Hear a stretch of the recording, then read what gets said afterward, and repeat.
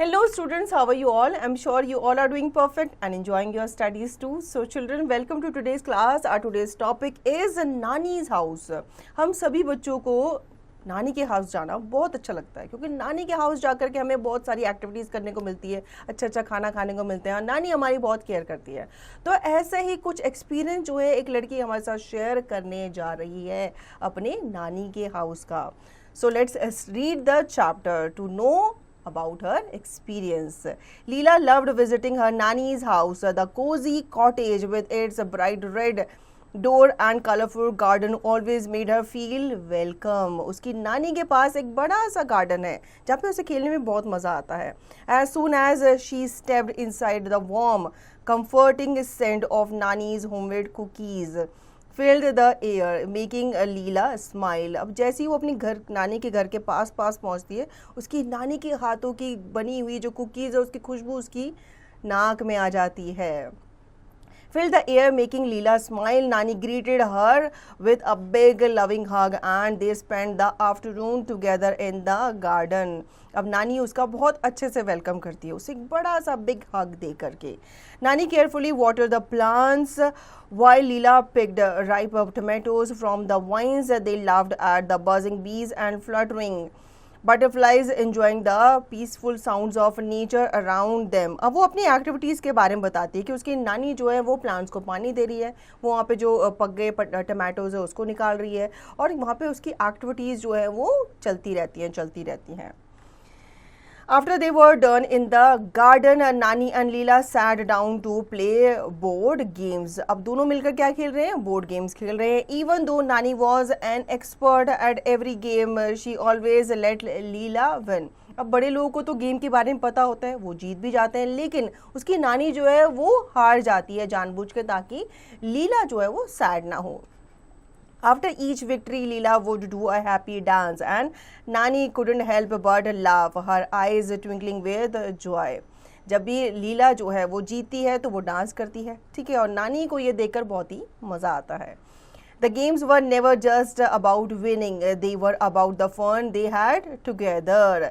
तो गेम क्या है? ये तो बस बहाना है, हार जीत तो लगी रहती है. मेन जो इसका रीज़न है वो ये है कि साथ में हम क्या करते हैं? टाइम स्पेंड करते हैं.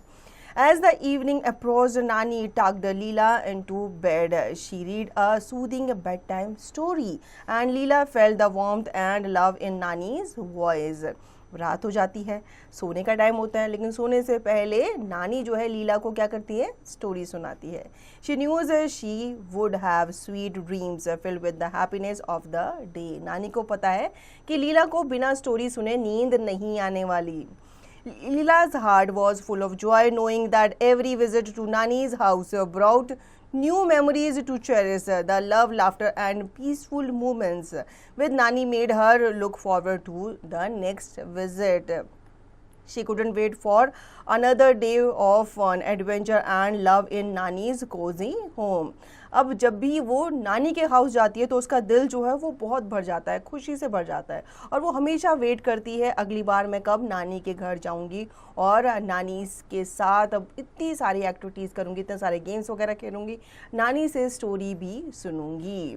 तो बच्चों ये है स्टोरी लीला की, वो अपना एक्सपीरियंस शेयर कर रही है. इसी तरीके से आप लोगों का भी एक्सपीरियंस होगा अपने नानी के घर जाने का. आपकी नानी भी आपको प्यार करती होगी, आपके साथ गेम खेलती होगी, आपके लिए अच्छे अच्छे खाने, अच्छे अच्छे पकवान बनाती होगी. Now let us speak, look at the pictures and speak the given words aloud. जैसे कि बटर प्लस फ्लाई क्या हो गया? बटरफ्लाई. सन प्लस फ्लावर हो गया सनफ्लावर. रेन प्लस बो हो गया rainbow. Gold plus fish gold fish. Sun plus shine sunshine. Star plus fish star fish. Let us listen. Compound words के बारे में जान लेते हैं कि क्या होते हैं. A compound word is a word that is formed by combining two or more words together with a different meaning. इसमें दो वर्ड्स को क्या किया जाता है? आपस में कंबाइन किया जाता है जिनका अलग अलग मीनिंग होता है. जैसे सन है, शाइन है, आपने इनको जोड़ दिया, सनशाइन बन गया, ठीक है. अब यहाँ पे हम और अच्छे से जान लेते हैं small words, compound words. Sail boat, sail boat बन गया. टेबल स्पून बन गया. टूथ ब्रश बन गया टूथ ब्रश. सन ग्लासेस बन गए सन ग्लासेस. रेन बो बन गया रेनबो.